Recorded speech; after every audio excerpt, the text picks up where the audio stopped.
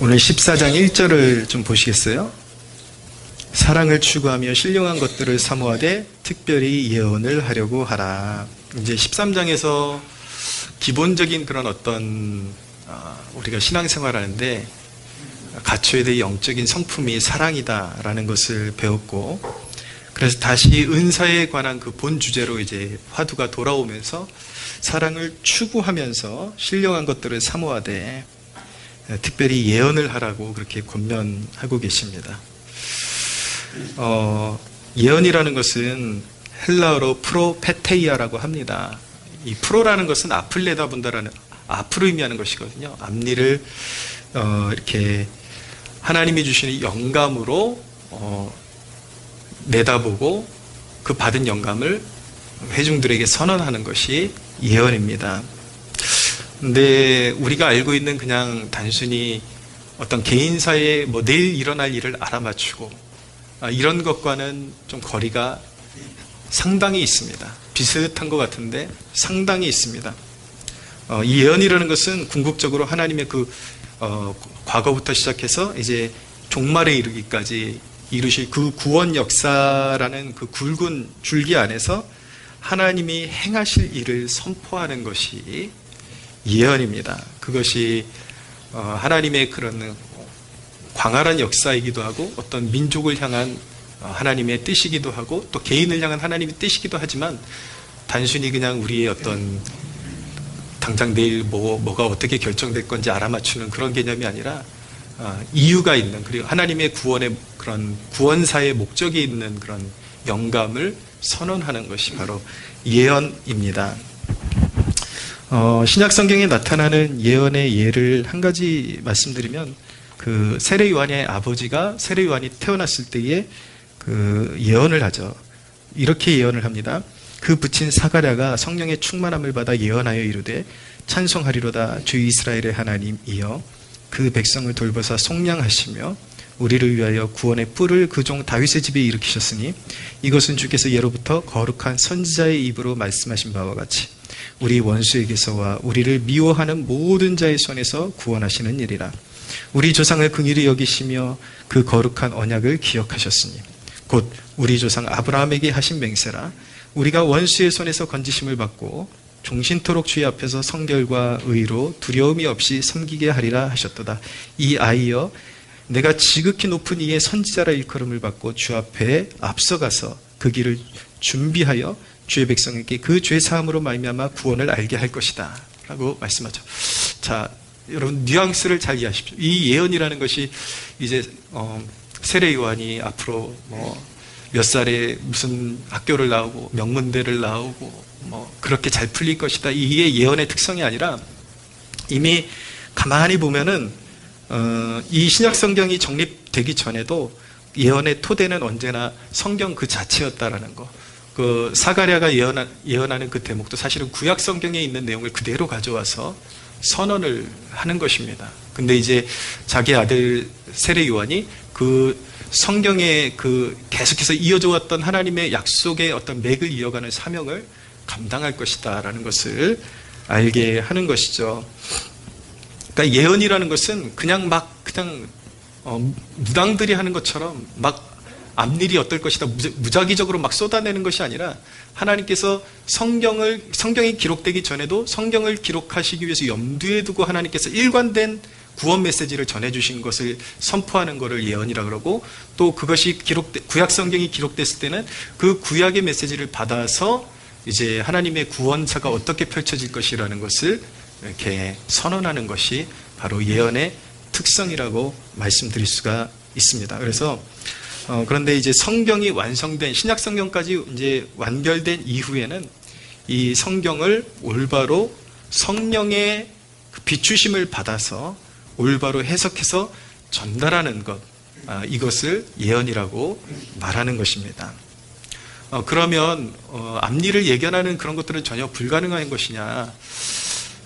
그렇지는 않습니다. 그러니까 하나님께서 가끔 우리가 신앙생활을 하나님과 깊은 교제를 하다 보면 정확히는 아니라 할지라도 우리의 앞길을 어떤 하나님께서 행하실 일들을 대략 이렇게 뭔가 예측할 수 있는 그런 영감이나 어떤 동기부여를 주시죠. 그런데 그것은 예언이라고 표현하기보다는 하나님의 인도함을 받는다.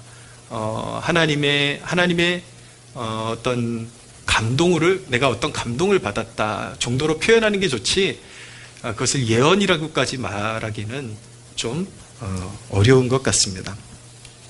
근데 예언이 방언보다 탁월한 이유는 무엇인가? 4절을 보십시오. 나는 너희가 다 방언 말하기를 원하나 특별히 예언하기를 원하노라. 만일 방언을 말하는 자가 통역하여 교회의 덕을 세우지 아니하면 예언하는 자만 못하니라. 여기서 이 시대적인 오류를 먼저 하나 깨트리고 넘어가야 되죠. 오순절 교단이 오해하고 그릇되게 가르치는 부분은 무엇이냐면, 성령을 받은 표지가 무조건 방언이다라고 말하는 것은 매우 잘못된 개념입니다. 성령을 받을 때도 다른 은사가 먼저 나타날 수 있고, 방언은 받을 수도 있고 못 받을 수도 있는 것입니다. 근데 이제 우리 이런 장로교단의 성도들에게는 자신이 자라온 신앙의 그런 배경에 따라서 지나치게 방언을 이렇게 경시하는 그런 경우들도 있는데, 받을 수 있으면 받는 게 좋습니다. 그것이 영적인 또 유익이 되고, 방언 기도를 통해서 얻는 영적인 유익이, 다음 주일은 제가 방언에 대해서 말씀드릴 것이기 때문에 그때 더 부연해 드리겠지만, 그렇지만 착각 중에 착각은 방언이 굉장히 대단하고 그렇게 만능인 것처럼 그렇게 알고 신앙생활하는 것은, 그리고 그걸 받았다고 우쭐대는 것은 굉장히 그 영적이지 않은 매우 미숙한 그런 신앙인 것입니다. 한국교회에 내노라 하는 하나님께서 정말 탁월하게 사용하셨던 영적인 지도자들, 그런 목회자들 가운데는 방언의 은사를 전혀 못 받은 분들도 부지기수로 많았다라는 거, 여러분들이 꼭 기억해둘 필요가 있습니다. 근데 중요한 것은 방언은 어쨌든 간에 자기의 덕을 세우는 것이고, 예언은 교회의 덕을 세우는 것이기 때문에 예언이 방언보다 탁월한 것이다, 더 나은 것이다 라고 그렇게 성경이 말씀하고 있습니다. 성경이 이 문자 그대로 남아있을 때에는 글에 불과합니다.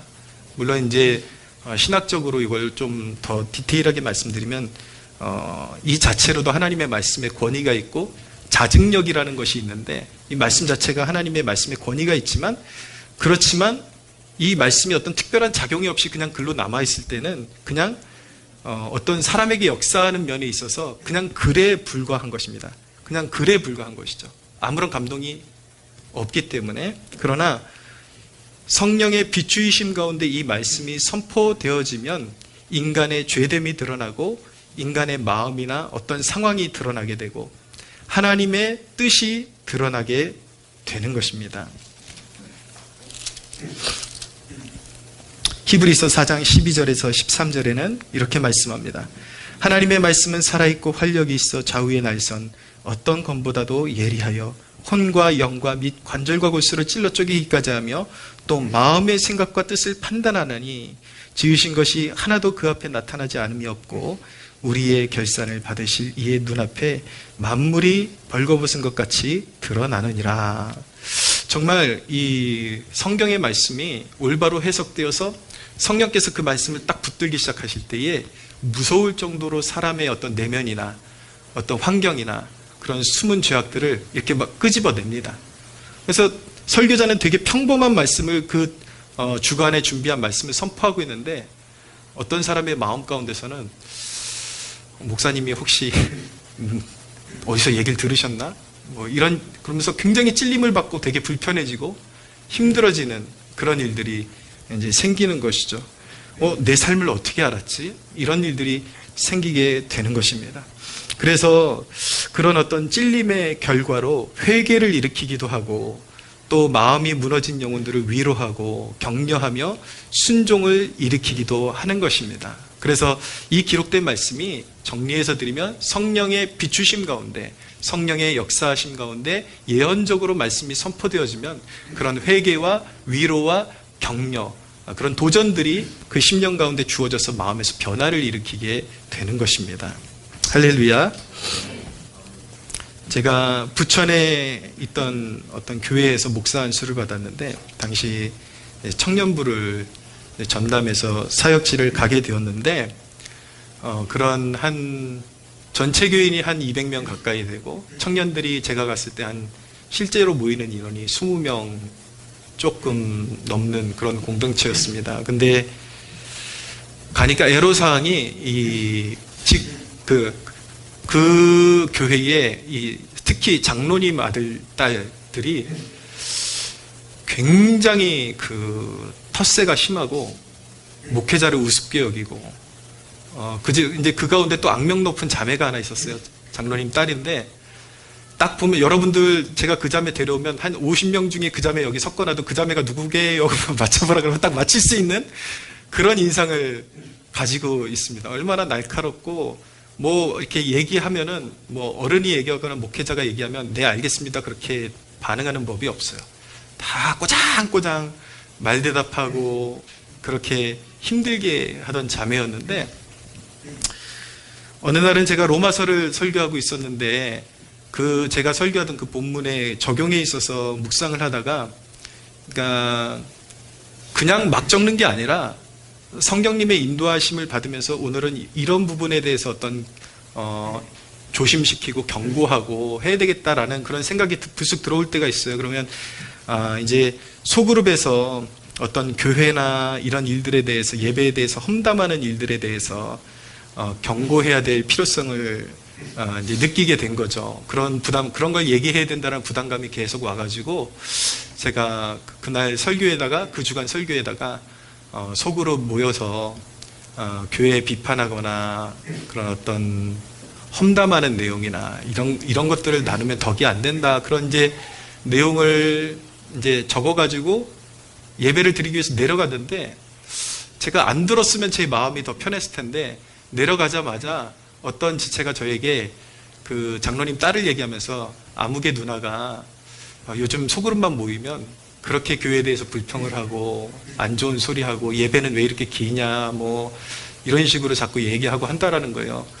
근데 그 얘기를 들으니까 제 마음이 너무 불편해지는 거죠. 이게 저는 그렇게 준비한 게 아닌데 듣는 입장에서는 목사님이 나를 의도적으로 염두하고 저 말씀을 준비했구나라는 식으로 보나마나 그렇게 들릴 테니까 이거를 삭제를 해야 되나 이제 하나님 앞에서 그걸 이제 진중하게 묻는 거죠. 묻는데 그런 마음이 드는 거죠. 이건 하나님 앞에서 공적인 말씀으로 선포하라고 주신 말씀인데 왜 네가 그런 사람들의 말에 치우치고 그것을 마음대로 분명히 그런 영감이 주어졌을 때는 하나님이 어떤 이유가 있어서 주셨을 텐데 아무리 네가 준비한 설교지만 네 마음대로 지우면 안 된다라는 그런 마음이 들어서 그대로 선포를 했습니다.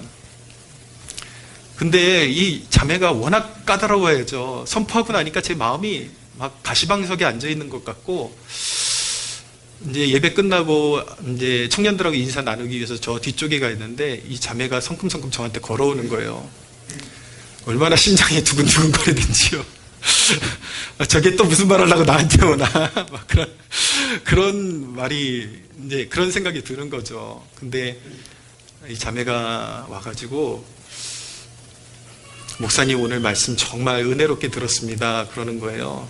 그래서 저는 순간적으로 너 두고 봐 그런 건 줄 알았어요. 한번 두고 봅시다. 그런 이제 비아냥거림인 줄 알았는데 그러고 나서 소그룹 흩어졌거든요. 흩어졌는데 또 다른 지체들이 또 와서 얘기를 해주는 거예요.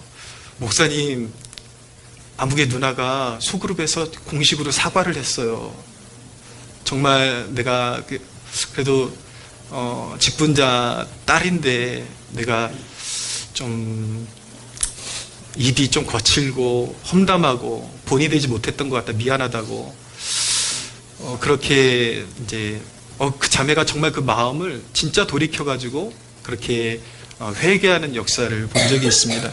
근데 제 사역에 있어서 이것은 아주 그냥 아주 작은 부분에 불과하고 제가 늘 이런 공경을 경험을 합니다. 설교를 이미 준비해 갖고 왔는데 꼭 이렇게 눈에 뭐가 딱 들어올 때에 이거 오늘 잘못하면 좀 오해를 살 수도 있겠다. 그런데 여러분, 분명한 것은 무엇이냐면 예언이 왜 괜히 예언인지 아십니까? 하나님의 영이 우리의 속내를 들여다보고 말씀이 선포되기 때문에 예언인 것입니다. 믿으십니까? 할렐루야. 예, 그런 세상이 있습니다. 이 영적 세계는 그런 것입니다. 그래서 설교가 단순히 목회자가 성경을 읽고 지적으로 해석하는 것 같은데 그 과정 가운데 분명히 성령의 역사하심이 있고 주시는 영감이 있기 때문에 정말 만물이 벌거벗은 듯이 드러나는 역사가 있기 마련인 것입니다. 예언이 어떤 것인지 이게 참 그 말로 정의하기가 쉽지 않아가지고 실제 교회 역사 가운데 예언이 어떤 식으로 사용이 되었는지 여러분들에게 예를 하나 들어드리려고 하는데 조금 더 가슴에 와닿을 하고 1700년대에 영국의 특별히 웨일즈 지방의 부흥독을 이끌었던 하웰 해리스라는 유능한 목회자가 계십니다. 그는 원래 이 말하는 그런 재주가 없어요. 글을 쓰고 말하는 재주가 없어가지고 근데 은혜를 받고 자기가 설교자로 부름받았다는 강력한 그 도전과 하나님의 임재를 느끼고 그런 목회자의 길을 가게 되었는데 자기가 설교 준비하는데 재주가 없기 때문에 청교도들의 좋은 그런 어떤 유익한 설교집을 사람들에게 가서 읽어줬어요.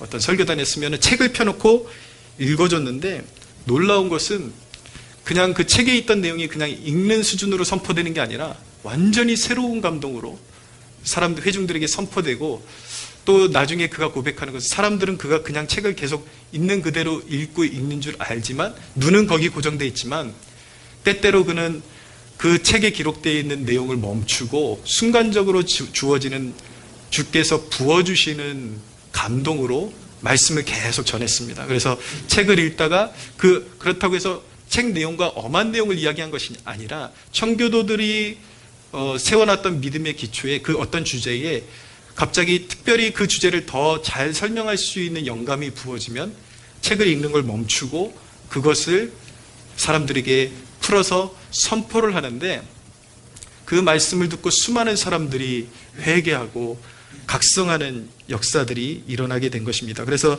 그는 그런 현상을 소개할 때에 그는 어떻게 말을 했냐면 설교할 때 그는 이렇게 말했습니다. 주님께로부터 예전에 받았던 것에 대해서 말하지 말고 지금 주님께로부터 새롭게 받는 것을 말해야 합니다. 그러니까 그가 설교를 논할 때에 말할 때에 똑같은 것을 읽어도 그냥 과거에 있었던 것을 그대로 읽어주는 수준이 아니라 성령께서 지금 주시는 순간적인 살아있는 영감을 가지고 설교를 해야 그것이 진정한 설교다라고 그렇게 고백을 했던 것입니다. 근데 그는 그런 방식으로 설교했을 때에 미처 준비하지 못했고 깨닫지 못했던 설교 준비하는 과정에는 책을 읽는 과정에 전혀 깨닫지 못했던 말씀이 흘러 들어오는 것을 경험하게 됐는데 그는 또 이렇게 고백합니다. 그러한 능력과 복을 받았지만 어디서 그 같은 말씀이 그처럼 분명하고 적절하게 그러면서 유익하게 나오는지 나도 몰랐습니다. 라고 그렇게 고백하는데 그것이 바로 성령께서 주시는 영감으로 선포되는 말씀을 의미하는 것입니다. 근데 마틴 로이드 존스 목사님은 바로 이러한 것이 본질적으로 예언이다 라고 그렇게 정의를 하고 있는 것입니다. 예언이라는 것은 다시 말씀드리면 기록된 하나님의 말씀이 성령의 비추심을 통해서 여러분들의 심령과 그리고 여러분들의 상황에 맞게 강력하게 비추어서 선포되는 그 상태를 예언이라고 말하는 것입니다. 할렐루야. 그러면 예언의 은사는 어떤 형태로 전달되어지나 우리가 그것을 알아야 되는데 첫째는 예언의 은사는 설교로 전달되어지는 것입니다.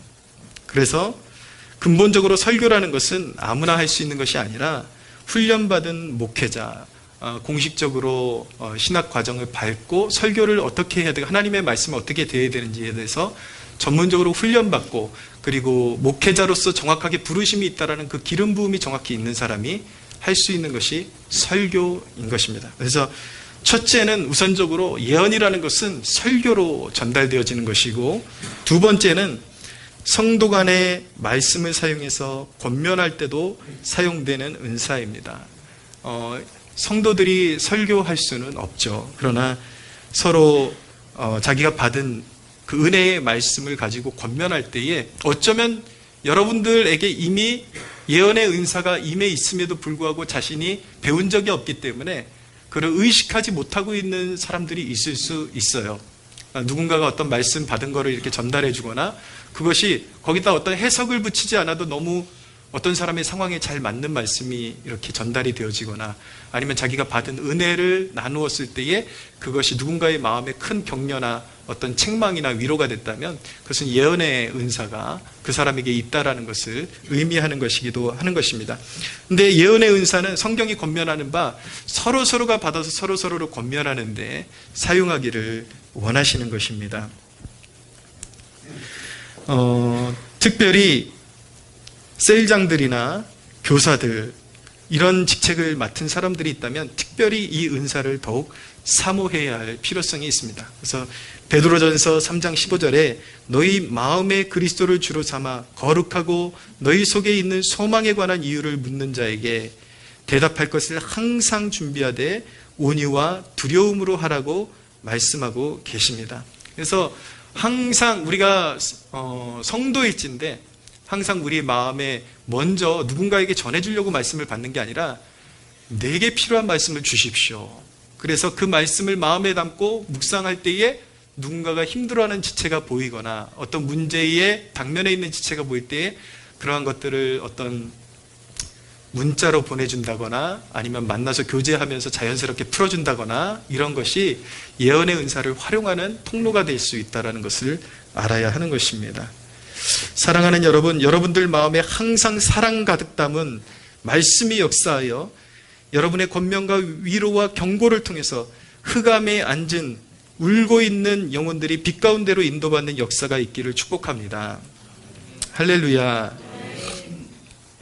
그러면 여러분, 예언의 은사는 어떻게 받고 증진시킬 수 있는 것일까요? 너무나도 그 대답이 우리 가까이 있기 때문에 사람들이 등한시 여기고 있는 경우가 참 많습니다. 예언의 은사는 어떻게 증진시킬 수 있는가? 첫째, 말 그대로 성경을 계속해서 읽고 그리고 적용하며 마음에 담는 훈련이 되어야 하는 것입니다. 근데 이것이 하루 이틀에 되지 않아요. 여러분, 은사라는 것이 순간적으로 임하는 경우도 있지만 대부분의 은사들은 갈고 닦이는 것입니다. 이미 그것이 임해 있다 할지라도 그것이 능숙하게 발휘되는 데는 엄청난 시간과 그리고 노력이 수반되어야 하는 것입니다. 그래서 끊임없이 그 말씀으로 묵상으로 내 삶에 적용하고 곱씹고 이것이 내 삶에 어떻게 적용되는지 면밀하게 계속 그 말씀을 심는 훈련을 거쳐서 비로소 그런 내 안에 말씀이 충만하게 담겨지는 것을 경험할 때에 비로소 그 말씀이 흘러갈 수 있는 상태가 되는 거죠. 누구에게 전달해줘도 이 말씀, 이 사람이 나에게 전달해주는 말씀이 굉장히 위로가 된다. 정말 그런 이제 고백이 나오게 되는 것입니다. 그래서 첫째는 이런 은사를, 예언의 은사를 누리려면 성경을 읽고 하나님의 말씀을 사랑하고 적용하며 마음에 담는 훈련이 되어야 되고, 두 번째는 무엇이냐면 그 말씀에 생명력과 불을 담아주는 역할을 하는 것이 기도라는 사실을 잊어서는 안 됩니다.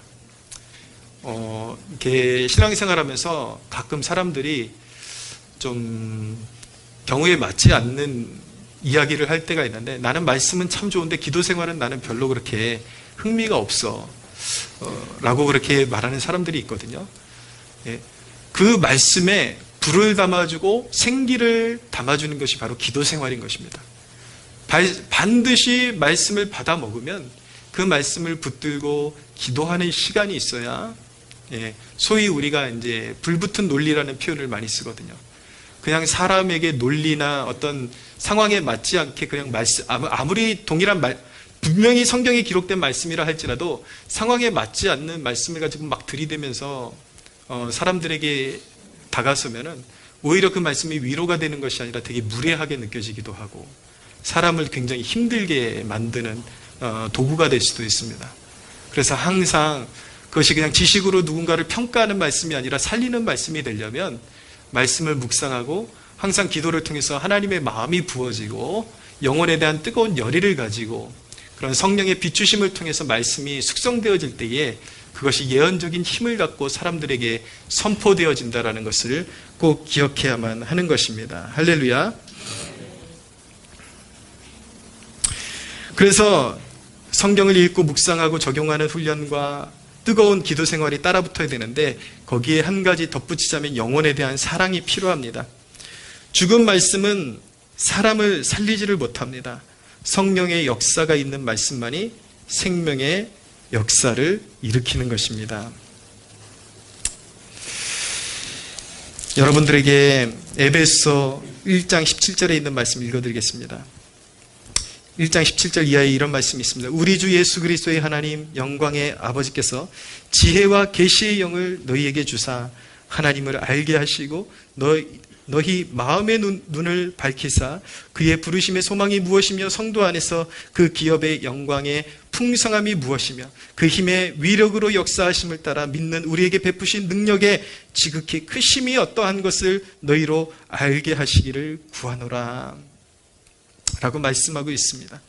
사랑하는 여러분, 여러분들의 마음 가운데 여러분들의 영의 눈이 띄어지고 하나님의 말씀을 밝히 알고 어떤 상황에 어떤 말씀이 적절하다라는 것을 깨닫게 되는 지혜와 계시의 영이 충만케 되는 축복이 있게 되기를 축원합니다. 근데 여러분, 은사라는 것은요 자연스러워야 돼요. 여러분, 이 부분 제가 약간 우스꽝스럽게 표현할지 모르겠지만 정말 중요한 내용입니다. 갑자기 여러분 어떤 사람이 이 설교 듣고서 평소에 안 하던 짓을 하면 위험한 거예요. 갑자기 말씀 묵상 충만하게 하고 와가지고 야 일로 와봐, 내가 너의 모든 것을 알 수 있어, 어디 몇 장 몇 절에 보면 이렇게 말씀하고 있으니까 잘 살아, 막 이런 식으로 뭔가 부자연스럽고 뭔가 억지스럽고 이런 것은 진정한 올바른 은사 활용이라고 말씀드릴 수가 없는 것입니다. 상대방의 상황을 잘 이해하고 대화가 자연스럽게 이어졌을 때에 평범하게 대화하다가 적절한 때에 자기가 주신 말씀이 이때 어울리겠다, 그럴 때 자연스럽게 흘려보내야지 대짜고짜 얼굴 보면서 야 내가 너를 위해서 받은 말씀이 있어 이러면 그 사람 피해 다녀야 돼요. 아시겠죠? 이상한 사람이에요. 그럼 이상하게 된 거예요. 진짜 그런 사람들이 있거든요. 굉장히 말씀은 바른 말씀을 이렇게 다 많이 암기하고 많이 지식을 알고 있는데 말씀 가지고 사람을 살리는 것이 아니라 조금 강한 표현을 하면 마치 사람 엿먹으라는 듯이 그렇게 말씀을 가지고 장난치는 사람이 있습니다. 예를 들어서 지금 막 가슴이 너무 아프고 힘든 그런 환경 가운데 있는데 갑자기 뿔쑥 와가지고 야 항상 기뻐하라고 말씀하셨는데 왜 불순종해? 여러분, 항상 기뻐하라는 것은 주님의 뜻입니다. 그렇죠? 그러나 그 말씀이 선포되어야 되는 때가, 적절한 때가 따로 있는 거예요. 주님은 근본적으로 긍휼의 하나님이십니다. 할렐루야. 기독교의 근본 정신이 무엇입니까? 우는 자들과 함께 울라. 가끔 가족이 죽었는데 철없이 그런 사람들이 있어요. 야, 왜 우냐? 부활을 믿는다면서 왜 우냐? 이거는 약간 사이코패스지, 이거는 말씀을 제대로 활용할 수 있는 게 아니에요. 정말 그런 사람들 생각보다 많습니다. 기뻐하는 사람 앞에 가서 야 지금 같이 기뻐해주면 좋은데 교만하지 마, 이렇게 항상 염장을 지르는 그런 하나님의 말씀을 가지고 사람을 세우는 게 아니라 염장을 지르는 그런 존재들이 있기 마련이에요. 그러나 여러분, 하나님의 말씀을 적용하는 데는 근본적으로 정직한 마음과 영혼에 대한 애착과 사랑의 마음과 공감하는 마음, 우는 자들과 함께 울고 기뻐하는 자들과 함께 기뻐하고, 상대방이 지금 슬픈 일을 당했거나 화를 당했으면 먼저 마음을 추스릴 기회를 주고, 그 사람이 끊임없이 슬퍼하면 조심스럽게 그 마음 충분히 이해한다, 그러나 우리 하나님이 전화위복시키신다고 했으니까 한번 믿음으로 나아가 보자, 이렇게 해야지 갑자기 들이대고 야 항상 기뻐하라고 말씀하셨는데 너 왜 이렇게 믿음이 없어? 이런 식으로 하는 것은 오히려 정죄하는 것이지 사람을 살리는 사역이 아닌 것입니다. 예언 사역은 영혼에 대한 이해와 주님의 마음을 품고 해야 열매가 좋은 열매로 드러나게 되어 있는 것입니다. 할렐루야. 여러분 12절을 보십시오. 오늘 말씀 12절에 보면 그러므로 너희도 영적인 것을 사모하는 자인즉 교회의 덕을 세우기 위하여 그것이 풍성하기를 구하라. 이런 은사들이 풍성해지기를 구하라 라고 말씀하고 있습니다. 은사를 잘못 이해하기 때문에 두려워하는 것이지 올바른 어떤 의식과 관점을 가졌다면 그것들이 우리 안에서 풍성해지기를 구해야 하는 것입니다. 할렐루야. 여러분 이 시대만큼 이 은사가 절실할 때가 있을까요? 오늘 읽지 않았지만 24절 25절에 보시면 이렇게 기록되어 있습니다. 그러나 다 예언을 하면 믿지 아니하는 자들이나 알지 못하는 자들이 들어와서 모든 사람에게 책망을 들으며 모든 사람에게 판단을 받고 그 마음의 숨은 일들이 드러나게 되므로 엎드려 하나님께 경배하며 하나님이 참으로 너희 가운데 계신다 전파하리라 라고 말씀하고 있는데, 여러분 오늘날 얼마나 많은 사람들이 영적으로 방황하고 진리를 알지 못하고 쾌락을 즐겨보지만 그 쾌락으로 병들어가고 그것을 하면서도 만족을 느끼지 못하고 더 강한 쾌락을 찾아 헤매지만 결국 인생에서 정말 진정한 행복과 만족을 얻지 못하고 흑암 가운데 앉아있는 백성들이 얼마나 많습니까? 극도로 사회는 어두워지고 마약에 취하고 쾌락에 취해가는 이 시대 가운데, 그렇지만 여러분 우리가 알아야 되는 것은 기본 모든 불신자의 마음에도 영혼을 사모하는 마음이 있기 마련인 것입니다. 그래서 우리는 그러한 곤고함에 있는 영혼들을 하나님의 말씀으로 권면하며 그들을 빛 가운데로 이끌 사명이 있는 것입니다. 할렐루야. 여러분 말씀을 정리하면서 한 가지 첨언하고 싶은 것은 이것입니다. 예언의 말씀을 대하는 여러분들의 자세를 점검해 보라는 도전으로 오늘 말씀을 주제를 정리하려고 합니다. 사도행전 2장 37절에 보면 베드로가 너희가 하나님께서 보내신 그리스도를 십자가에 못 박아 죽였도다라고 설교했을 때에 그 베드로의 설교에 수많은 사람들이 마음이 찔려서 회개를 이루게 되었습니다. 그러나 거의 동일한 패턴의 설교를 했는데 사도행전 7장 54절에 보면 이 스데반의 설교를 들은 사람들은 똑같이 성경이 기록하기를 마음에 찔림을 받았다라고 말씀하고 있는데 그들은 스데반을 향해서 돌을 들고 그를 내리쳤습니다.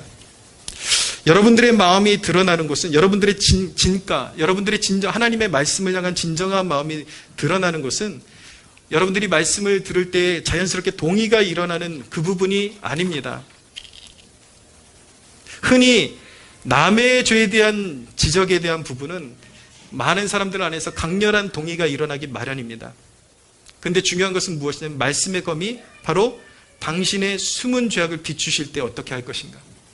10가지 어떤 신앙의 주제가 있다 그러면 보통의 사람들은 8, 9가지 자기가 동의하는 부분 그리고 자기가 갇혀져 있는 부분에서는 아멘 합니다. 그러나 생각보다 많은 경우에 한두 가지 자기가 동의할 수 없고 부딪히는 부분이 있을 때는 그 말씀에 대해서 굉장히 반기를 들고 그런 어떤 굉장히 완악한 심령으로 하나님 앞에 대들듯이 그렇게 반응하기도 하는 것입니다. 여러분 오늘 주님의 보혈로 여러분들의 마음이 씻김을 받고 여러분들 스스로 괴롭힘을 받고 있던 어떤 누군가를 미워하거나 정죄하고 있거나 계속해서 뭔가 여러분들의 스스로 매임을 갖고 괴로워하고 있던 그 모든 그런 마음들이 그리스도의 보혈로 씻김을 받고 치유되는 역사들이 일어나기를 소원합니다. 할렐루야. 하나님의 말씀을 거절하지 마십시오.